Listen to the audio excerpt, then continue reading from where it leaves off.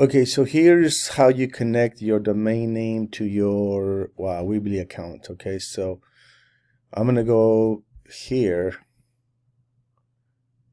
and then you guys know this screen here. I'm gonna go here. I'm gonna go. Also while I'm here, this has SEO stuff. So site description, meta keywords are really good, and then connect to Google Analytics. Talk about that later, but change this.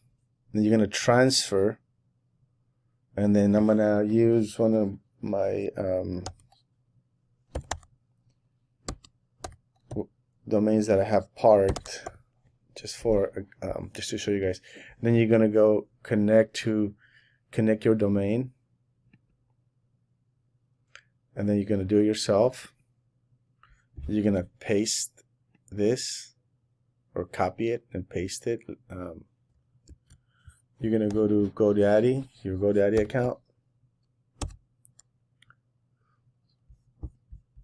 I'm gonna pause it because I gotta log on. Okay, once you're in your account, then find the domain you want to use, just this one, and then you want to manage your DNS, and basically the number you copied, this number goes here. It says parked.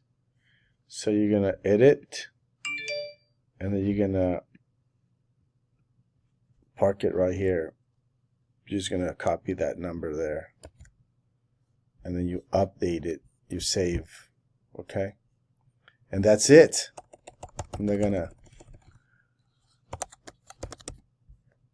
going to change it because I don't want this website to be connected to that domain, so I'm not gonna do it. Okay, so you gotta go to find your site, and then follow the steps, and that's how you go live. Then once you do that, then the Weebly disappears, and then it's just the name.